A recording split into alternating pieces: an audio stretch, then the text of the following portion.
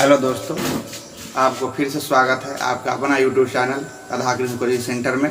मैं विकास कुमार सिंह अपने technical team Raviranjan के साथ पुनः आपको इतिहास का कुछ सेलेक्टेड क्वेश्चन लेकर आए हैं जो आपको ऑब्जेक्टिव टाइप्स किसी भी एग्ज़ाम के लिए बहुत ही फायदेमंद होगा।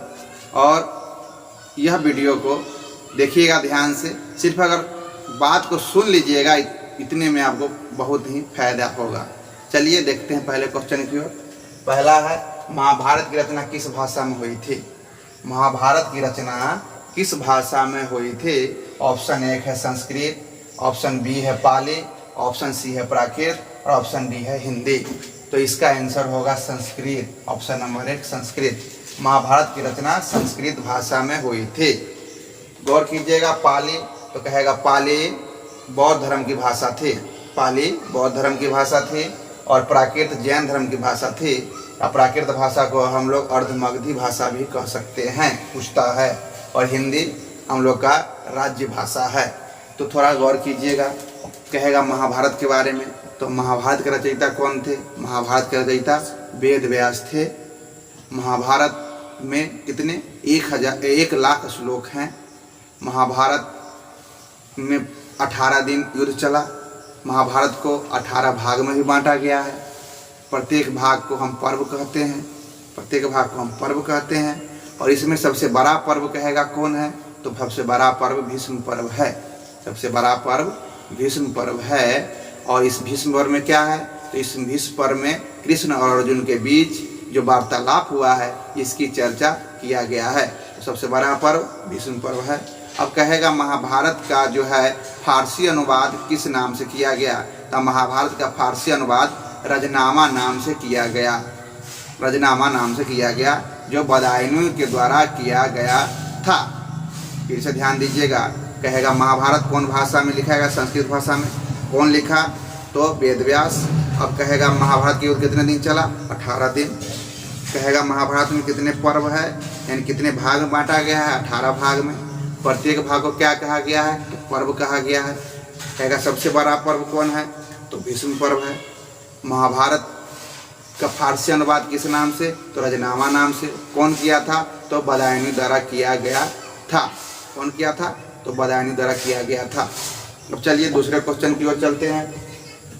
आईने अकबरी के लेखक कौन है? आईने अकबरी के लेखक कौन है? ऑप्शन 1 है हुमायूं, ऑप्शन 2 है यानी बी अकबर, ऑप्शन सी है अबुल फजल और ऑप्शन डी है फैजी। तो आईने अकबरी के लेखक कौन है? तो आंसर होगा आपको अबुल फजल। कौन होगा? अबुल फजल। हुमायूं आप देख रहे हैं तो हुमायूं नामा है। हुमायूं नामा कौन लिखा था? तो गुलबदन बेगम द्वारा लिखा गया था हुमायूं नामा। जो गुलबदन बेगम कौन थी? तो हुमायूं की बहन थी। अब चलिए, आईने अकबरी के लेखक कौन है? अबुल फजल।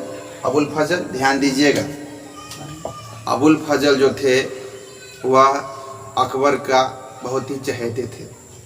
1582 ईस्वी में जो है दीन इलाही धर्म की स्थापना किए थे, अकबर द्वारा किया गया था, जिसका प्रधान पुरोहित बनाया गया था अबुल फजल को।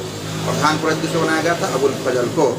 अब कहता है दीन इलाही धर्म मानने वाला पहला हिंदू कौन था एवं अंतिम हिंदू? तो बीरबल था। तो अबुल फजल को प्रधान पुरोहित बनाया गया था। और जो आईने अकबरी लिखा गया अबुल फजल द्वारा ही। अकबरनामा की रचना भी किया था अबुल फजल।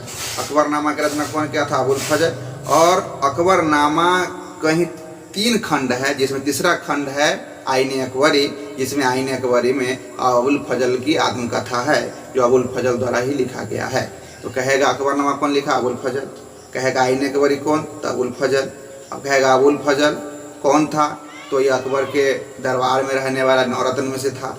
कहेगा अबुल फजल दीन इलाही धर्म के प्रधान पुरोहित बनाए गए थे, जिनकी हत्या, अबुल फजल की हत्या 1602 ईस्वी में जहांगीर के कहने पर वीर सिंह बुंदेला द्वारा कर दिया गया था। वीर सिंह बुंदेला द्वारा कर दिया गया था। अब चलते हैं 3 नंबर क्वेश्चन की ओर। 3 नंबर क्वेश्चन है, हम्पी नगर किस साम्राज्य से संबंधित है?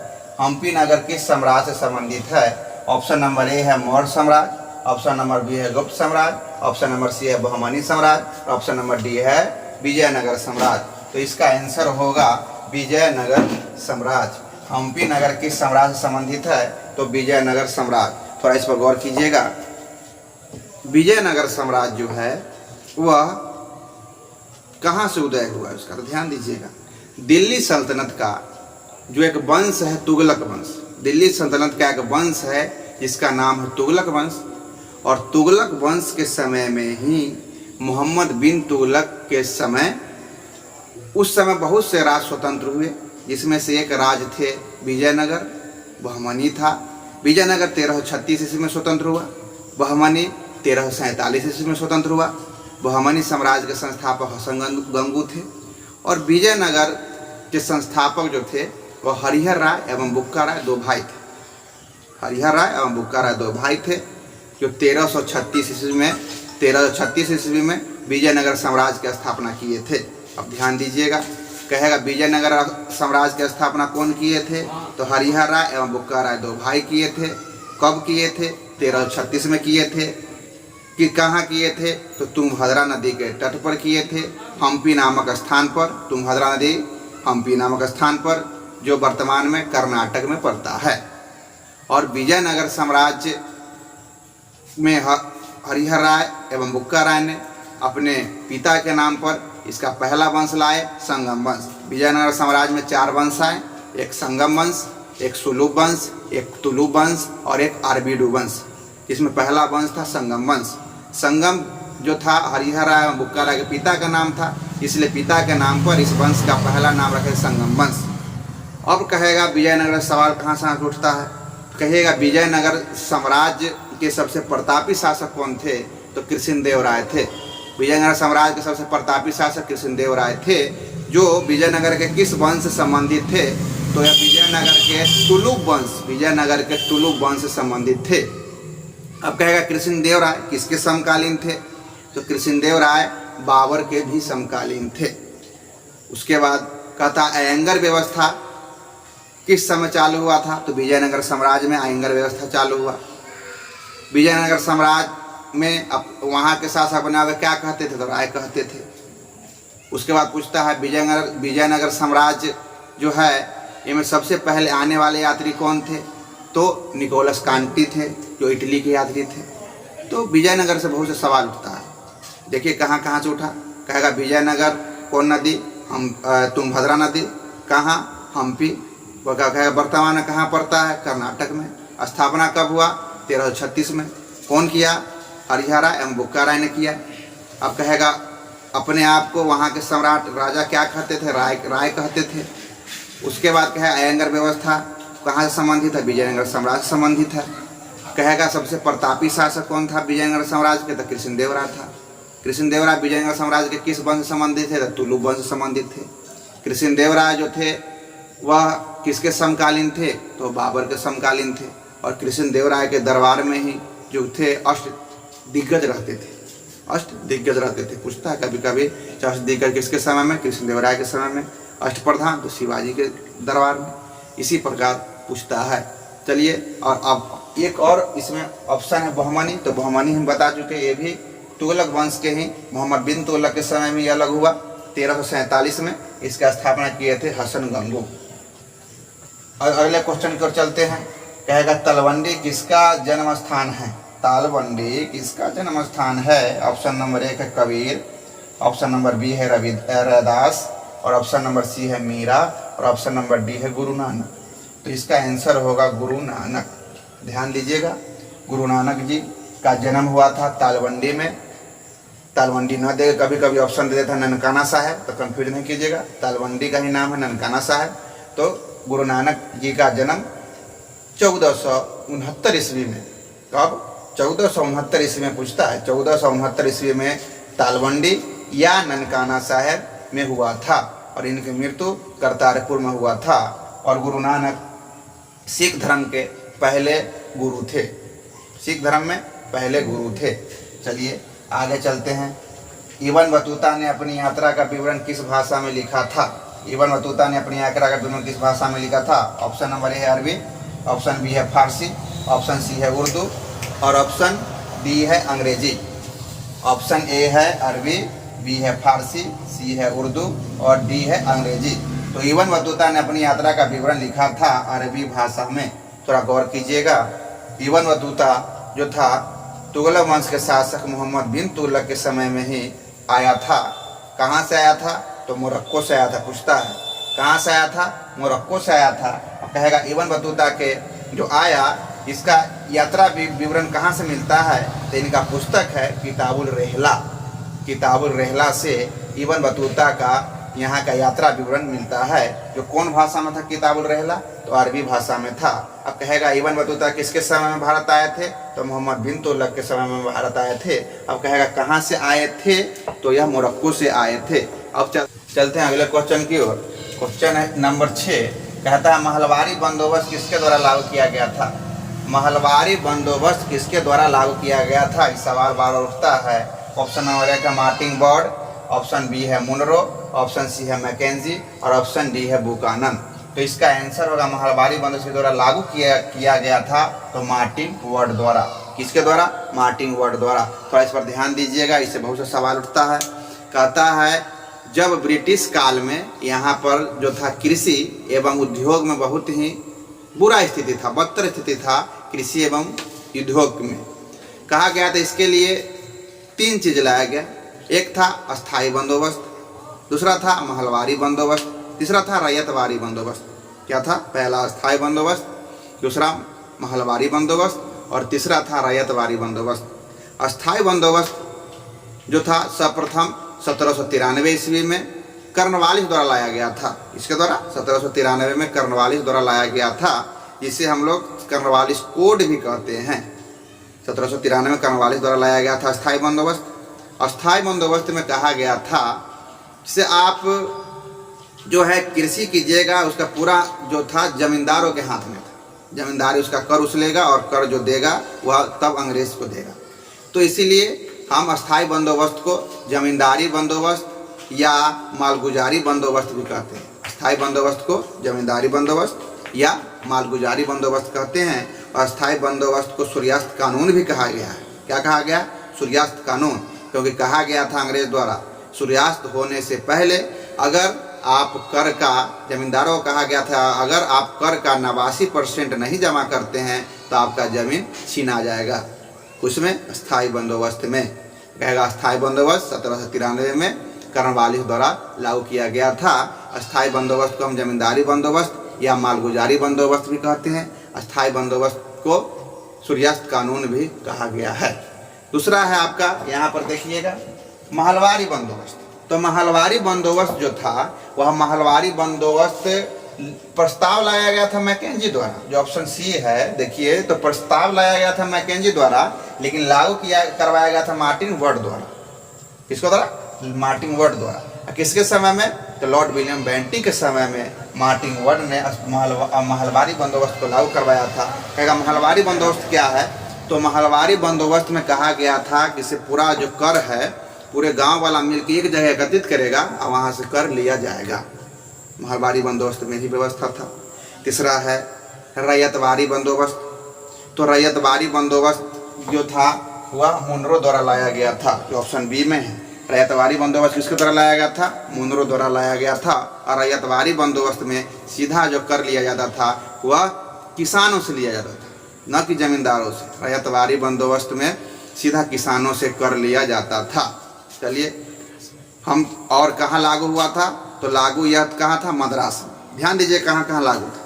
पहले था अस्थाई बंदोबस्त। तो अस्थाई बंदोबस्त लागू था बिहार में, बंगाल में, उड़ीसा में। उसके बाद कहा उत्तर प्रदेश के कुछ भाग में और कर्नाटक के कुछ भाग में। अस्थाई बंदोबस्त कहाँ कहाँ? बिहार, उड़ीसा, बंगाल, उत्तर प्रदेश के कुछ जिला, बनारस और कर्नाटक के कुछ भाग में।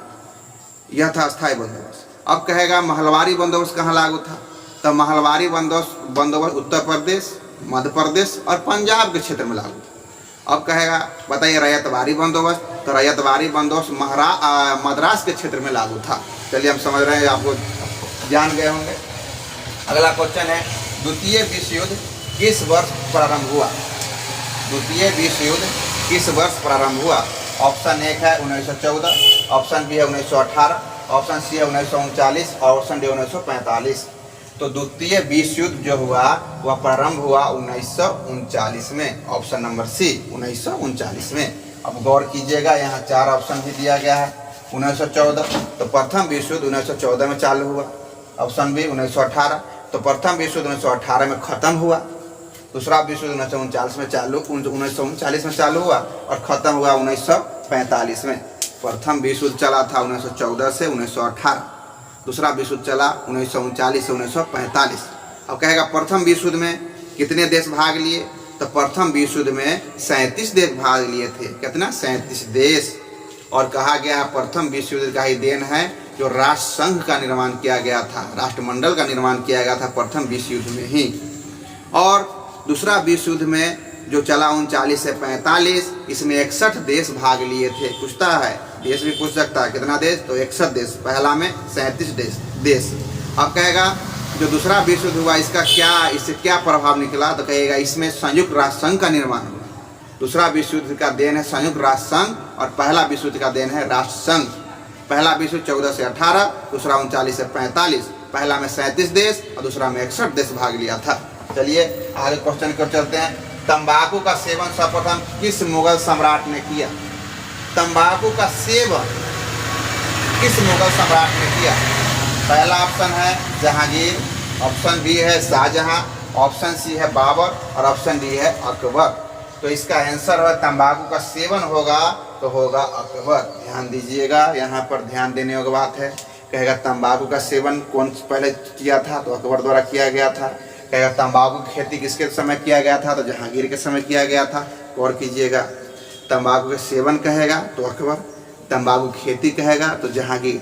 अब कहेगा तंबाकू फिर आया कहाँ से, तो तंबाकू पुर्तगालियों का देन है। ध्यान दीजिएगा, पूछता है बार बार। तंबाकू पुर्तगाली का देन है। जो भारत में आलू का जो देख रहे हैं वह पुर्तगाली का देन है। टमाटर है वही पुर्तगाली का देन है। आलू भी लाए भारत में पुर्तगाली, टमाटर भी पुर्तगाली और तंबाकू भी कौन? पुर्तगाली ही द्वारा लाया गया था। तो तंबाकू का सेवन कहेगा अकबर, तंबाकू खेती कहेगा तो जहांगीर। कहेगा पुर्तगाली क्या क्या लाया, तो आलू, टमाटर और तंबाकू। चलिए अब तंबाकू अब जानते हैं। तंबाकू अनुसंधान केंद्र कहाँ है, तो आंध्र प्रदेश के राजमुंदरी में। ध्यान दीजिएगा आगे की ओर। 9 नंबर क्वेश्चन, व्यापक का सिद्धांत का संबंध था। व्यापक के सिद्धांत का संबंध था। ऑप्शन 1 है कर्जन से, ऑप्शन बी है डलहौजी से, ऑप्शन सी है लीटन से और ऑप्शन डी है मिंटो से। तो व्यापक का सिद्धांत डलहौजी से संबंधित है। Option number B. ध्यान दीजिएगा, यहाँ पर ध्यान देने योग्य बात है, शब्दों पर ध्यान दे। व्यापक का सिद्धांत का संबंध था, तो व्यापक का सिद्धांत को हम लोग ही कहते हैं डॉक्ट्रिन्स ऑफ लेप्स। कहीं कहीं आपको हिंदी न दे के वहाँ पर इंग्लिश शब्द दे देगा। व्यापक का सिद्धांत को क्या कहते हैं? Doctrines of lapse. इसको कहा जाता है राज हड़प नीति। 3 नाम याद रखिए, व्यापक का सिद्धांत यानी डॉक्ट्रिन्स ऑफ लेप्स, या इसे कहेंगे राज हड़प नीति। यह लागू किया था डलहौजी। कौन किया था? डलहौजी द्वारा लागू किया गया था। और हड़प नीति द्वारा ही सर्वप्रथम जो है सतारा को मिलाया गया था। किसको? सतारा को, जो महाराष्ट्र में पड़ता है। सतारा कहाँ पड़ता है? महाराष्ट्र में। तो हड़प नीति द्वारा सर्वप्रथम सतारा को मिलाया गया था। तो हड़प नीति कौन चालू किया था? डलहौजी। कहेगा व्यापक का सिद्धांत डलहौजी, कहेगा डॉक्ट्रिन्स ऑफ लेप्स डलहौजी। जैसे पूछे आप वैसे उत्तर दे सकते हैं। चलिए कर्जन तो जान रहे हैं, 1905 में कर्जन थे जब बंगाल विभाजन हुआ था। इसके बारे में आप डिटेल चलेंगे आगे। अगला क्वेश्चन है, भारतीय राष्ट्रीय कांग्रेस की प्रथम महिला अध्यक्ष कौन थी? भारतीय राष्ट्रीय कांग्रेस की प्रथम महिला अध्यक्ष कौन थी? ऑप्शन नंबर 1 है एनी बेसेंट, ऑप्शन बी है सरोजिनी नायडू, ऑप्शन सी है नलिनी सेनगुप्त और ऑप्शन डी है इनमें से कोई नहीं। इनमें से कोई नहीं। तो ऑप्शन 1 होगा भारतीय राष्ट्रीय कांग्रेस की प्रथम महिला अध्यक्ष कौन थी? तो ऑप्शन नंबर 1 एनी बेसेंट थी। ऑप्शन नंबर 1 क्या होगा? एनी बेसेंट थी। ध्यान दीजिएगा इसमें। भारतीय राष्ट्रीय कांग्रेस के बारे में पहले थोड़ा सा गौर कर ले। भारतीय राष्ट्रीय कांग्रेस की स्थापना 28 दिसंबर 1885 को हुआ था। कब हुआ था? डेट भी याद रखिएगा। भारतीय राष्ट्रीय कांग्रेस की स्थापना 28 दिसंबर 1885 को हुआ था। ये तो होने वाला था पुणे में, लेकिन पुणे में प्लेग रोग फैल जाने के कारण इसको स्थानांतरित करके बम्बई में किया गया। कब? तो 28 दिसंबर 1885 को। बम्बई में कहाँ? तो गोकुलदास तेजपाल संस्कृत महाविद्यालय में, गोकुलदास तेजपाल संस्कृत महाविद्यालय में बैठक हुआ, वहाँ पर कांग्रेस की स्थापना किया गया था 28 दिसंबर 1885 को। अब कहेगा बताइए इसके संस्थापक कौन थे? तो ए.ओ. होम थे। कौन थे? ए.ओ. होम थे। इसका full form Allan Octavian Hume, Allan Octavian Hume. A O. Hume का जो है पूरा नाम है एलन ऑक्टेवियम होम, याद रखिएगा, कभी कभी पूछ देता है। और एलन ऑक्टेवियम होम जो थे, इन्हें हम कहते हैं शिमला के संत भी। यहाँ से सवाल उठता है हर्मिट ऑफ शिमला, तो ए.ओ. होम अंग्रेजी में दे देगा हर्मिट ऑफ शिमला, हिंदी में देगा शिमला के संत। तो कौन थे? ए.ओ. होम ही थे। कांग्रेस के संस्थापक कौन थे? ए.ओ. होम ही थे। कहाँ के थे भाई? सवाल यहाँ से बहुत उठता है। स्कॉटलैंड के थे। ए.ओ. होम कहाँ के थे? स्कॉटलैंड के थे। अब कभी कभी पूछ देता है ए.ओ. होम क्या थे? तो यह प्रशासनिक अधिकारी थे, यह रिटायर्ड प्रशासनिक अधिकारी थे। क्या थे? रिटायर्ड प्रशासनिक अधिकारी थे, पूछता है। ए.ओ. होम से समझिए, ए.ओ. होम रिटायर्ड प्रशासनिक अधिकारी थे, कांग्रेस के संस्थापक थे। कहाँ के थे? स्कॉटलैंड के थे। और ए.ओ. होम का जो पूरा नाम क्या है? Allan Octavian Hume, Allan Octavian Hume. इन्हें क्या कहा गया है? शिमला के संत, यानी हम हर्मिट ऑफ शिमला। अब चलिए, कहेगा कांग्रेस के प्रथम अध्यक्ष किसे बनाया गया? संस्थापक तो थे ए.ओ. होम, लेकिन अध्यक्ष कौन थे? तो वेमेह चंद बनर्जी, कहीं दे देगा W.C. बनर्जी, उन्हीं का नाम है वेमेह चंद बनर्जी, कांग्रेस के प्रथम अध्यक्ष थे। यहाँ महिला की चर्चा है, तो महिला पर गौर करेंगे। कांग्रेस के प्रथम महिला अध्यक्ष कौन थे? Annie Besant. कौन थे? एनी बेसेंट, जो कहाँ के रहने वाले थे? आयरलैंड के। ये पूछता है एनी बेसेंट कहाँ के रहने वाले थे? आयरलैंड के। और प्रथम कांग्रेस के महिला अध्यक्ष एनी बेसेंट थे। कभी कभी पूछ देता है, भारतीय यहाँ लगा देगा। यहाँ देखिए गौर करके, भारतीय राष्ट्रीय कांग्रेस के प्रथम महिला अध्यक्ष तो एनी बेसेंट। कह देगा भारतीय राष्ट्रीय कांग्रेस के प्रथम भारतीय महिला अध्यक्ष, तो हो जाता है आंसर, यहाँ पलट जाता, हो जाता सरोजिनी नायडू। यहाँ लगा दे भारतीय राष्ट्रीय कांग्रेस के प्रथम भारतीय महिला अध्यक्ष तो सरोजिनी नायडू। अगर न कहे, खाली कहे कि कांग्रेस के प्रथम महिला अध्यक्ष तो एनी बेसेंट। एनी बेसेंट 1917 ईस्वी में कलकत्ता अधिवेशन में कांग्रेस के अध्यक्ष बने थे। 1917 ईस्वी में कलकत्ता अधिवेशन में एनी बेसेंट कांग्रेस के अध्यक्ष बने थे, वह प्रथम महिला अध्यक्ष थे। सरोजिनी नायडू 1925 ईस्वी में कानपुर अधिवेशन में 1925 ईस्वी में कानपुर अधिवेशन में कांग्रेस की अध्यक्ष बनी थी, इसलिए कहिएगा प्रथम भारतीय महिला कांग्रेस के अध्यक्ष तो एनी बेसेंट, भारतीय महिला कांग्रेस के अध्यक्ष तो एनी बेसेंट। और तीसरा ऑप्शन देख रहे हैं नलिनी सेनगुप्त, ये भी कांग्रेस के अध्यक्ष बनी। कहेगा तीसरा भारतीय महिला कांग्रेस के अध्यक्ष तो नलिनी सेनगुप्त, तीसरा महिला भारतीय कांग्रेस के अध्यक्ष तो नलिनी सेनगुप्त। कहेगा तीसरा भारतीय नहीं, ऐसे लगा दे, कहेगा तीसरा महिला कांग्रेस के अध्यक्ष तो नलिनी सेनगुप्त। और कहेगा दूसरा भारतीय कांग्रेस के अध्यक्ष महिला तो नलिनी सेनगुप्त, दूसरा भारतीय महिला तो नलिनी सेनगुप्त और तीसरा महिला तो नलिनी सेनगुप्त। ध्यान दीजिएगा, शब्दों पर ध्यान दे। प्रथम महिला कांग्रेस के अध्यक्ष एनी बेसेंट, जो यहाँ के नहीं थे, वह थे आयरलैंड के। प्रथम भारतीय महिला, भारतीय कहेगा सरोजिनी नायडू, और कहेगा दूसरा भारतीय तो नलिनी सेनगुप्त। नलिनी सेनगुप्त 1933 ईस्वी में कलकत्ता अधिवेशन में कांग्रेस का अध्यक्ष बने। 1933 ईस्वी में कलकत्ता अधिवेशन में कांग्रेस का अध्यक्ष बने थे नलिनी सेनगुप्त। 1917 ईस्वी में कलकत्ता ही अधिवेशन में एनी बेसेंट बने थे कांग्रेस के अध्यक्ष। और 1925 ईस्वी में कानपुर अधिवेशन में कांग्रेस के अध्यक्ष बने थे आपको सरोजिनी नायडू। चलिए, तो आपका जो है यहीं तक आज 10 ही क्वेश्चन, लेकिन 10 क्वेश्चन नहीं, इसको मानिए तो 100 क्वेश्चन आपका हो गया है। अगर ध्यान से अगर खाली सिर्फ आप सुनिएगा तो सुनने से सब याद हो जाएगा। 1 से 2 बार अगर सुन ले आपको पूरा याद हो जाएगा। इससे आपको लगभग 100 क्वेश्चन बनेगा। और सभी जो कितना बात बोले हैं सभी अपने आप में क्वेश्चन ही है। तो अगर ये वीडियो आपको अच्छा लगे तो अच्छा नहीं लगे तो नहीं, अच्छा लगे तो लाइक करें एवं सब्सक्राइब भी कर ले और अपने दोस्तों को शेयर भी कर दे। अच्छा लगे तो, अच्छा नहीं लगे तो नहीं करना है, देख कर छोड़ सकते हैं। अगर अच्छा लगे तो लाइक करें, सब्सक्राइब करें एवं शेयर करें। उसके बाद आपके अगला फिर हम वीडियो लेकर आएंगे और क्वेश्चन के साथ और नए डिस्कशन के साथ। थोड़ा सा समय का पाबंद रहता है, इसलिए हम पूरा जो है नहीं बता पाते हैं। कभी कभी क्वेश्चन आ जाएगा तो हम उसको बता देंगे पूरा डिटेल में। अब फिर मिलते हैं, तब तक के लिए धन्यवाद। जय हिंद, जय भारत।